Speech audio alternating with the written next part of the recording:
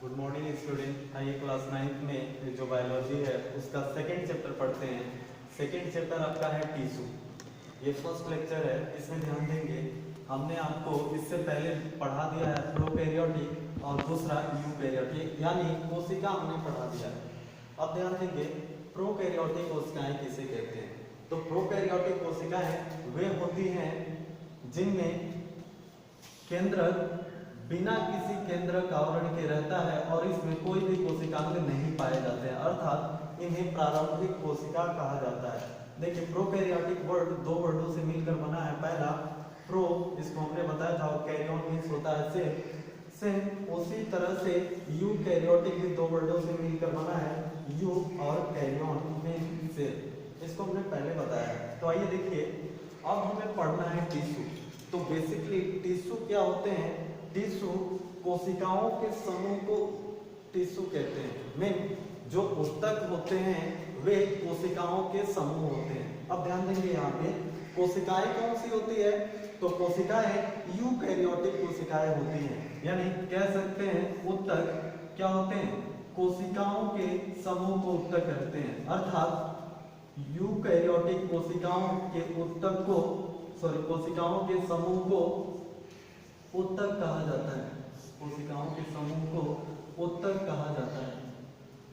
अब देखिए, ये जो ऊतक होते हैं दो प्रकार के होते हैं। पहला प्लांट ऊतक, यानी जो पौधों में पाया जाता है वह ऊतक। दूसरा जंतु ऊतक। अब देखें, जो पौधों में पाए जाने वाले ऊतक हैं उन ऊतकों की कोशिकाएं कोशिका भित्ति के द्वारा घिरी रहती है। हमने क्या बताया? प्लांट कोशिका बताया, और ये प्लांट सेल आपके कोशिका भित्ति के द्वारा घिरे रहते हैं। किसके द्वारा? कोशिका भित्ति के द्वारा घिरे रहते हैं। जबकि एनिमल ऊतक जो होते हैं,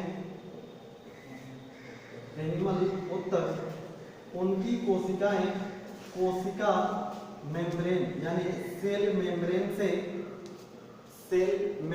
से घिरी होती है। ध्यान देंगे, ये एनिमल सेल है आपका और ये प्लांट सेल है। ये न्यूक्लियस है, कोशिकांग है। अब देखिए, जो ये टिश्यू हमने बताया प्लांट सेल अर्थात प्लांट टिश्यू, ये प्लांट टिश्यू तीन प्रकार के होते हैं। क्या बोला हमने? जो प्लांट टिश्यू होते हैं तीन प्रकार के होते हैं। पहले को कहते हैं विभाज्योतक ऊतक, विभाज्योतक ऊतक, विभाज्योतक ऊतक, और दूसरा होता है अस्थायी ऊतक, अस्थायी ऊतक,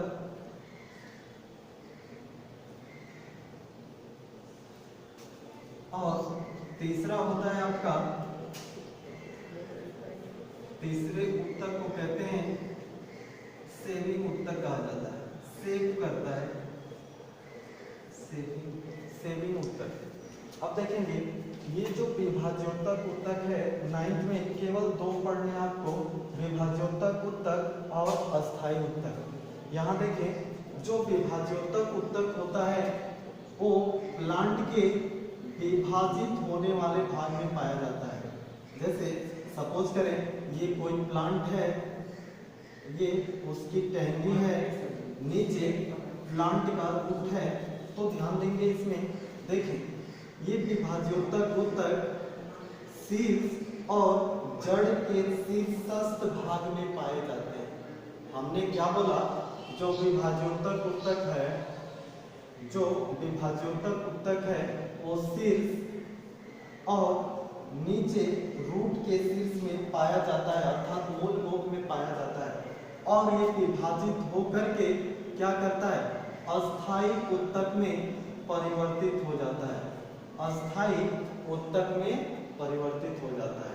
ध्यान से देखेंगे, ये जो विभाज्योतक ऊतक होता है तीन प्रकार का होता है भैया। पहला एक लॉन्गिट्यूडिनल, दूसरा हॉरिजॉन्टल और तीसरा क्या होता है, तीसरा आपका होता है लोअर, लोअरिंग यानी नीचे की तरफ। देखिए हमने क्या बताया, विभाज्योत्तक उत्तक 3 प्रकार के होते हैं, विभाज्योत्तक उत्तक 3 प्रकार के होते हैं। पहला देखिए यहाँ पे, एक ऊपर की तरफ, दूसरा साइड की तरफ, तीसरा नीचे की तरफ। ये आपके हैं विभाज्योत्तक उत्तक। अब अस्थायी उत्तक किसे कहते हैं भैया, तो विभाजन के पश्चात बनने वाले या जो कोशिकाएं बनती हैं विभाज्योत्तक उत्तक से, उन्हीं कोशिकाओं को हम लोग नाम क्या देते हैं, अस्थायी उत्तक नाम देते हैं, अस्थायी उत्तक नाम देते हैं। अर्थात विभाज्योत्तक उत्तक लगातार विभाजित होकर के अस्थायी उत्तक का निर्माण करता है, और यही जो उत्तक होते हैं अस्थायी होते हैं, जो फूड रिजर्व का काम करते हैं तथा पौधे के मोटाई, हाइट में वृद्धि करते हैं। तीसरा देखें, शेष उत्तक किसे कहते हैं भैया, तो वे उत्तक जो क्या करते हैं, आइए तो हमने क्या बताया, शेष उत्तक। देखें जैसे आपने प्लांटों में बार्क देखे होंगे, पार्क देखा होगा, आई मीन बार्क कार्क जानते किसे कहते हैं, बार्क वे होते हैं जो छाल होते हैं, बार्क जो प्लांट के छाल होते हैं ना, उन्हें बार्क कहा जाता है। और ये ऐसे उत्तक होते हैं जो अस्थायी उत्तक के द्वारा बने हुए होते हैं, लेकिन क्या करते हैं, पौधों की रक्षा करते हैं। यानी इस यांत्रिक वातावरण, यांत्रिक कह रहे, इस फिजिकली अटैच वातावरण से क्या करते हैं, पौधे की रक्षा करते हैं, तो उसे हम लोग क्या कहते हैं, शेष उत्तक कहते हैं। ओके, आज के लिए इतना ही, अगला पार्ट अगले वीडियो में जाएगा। Thank you.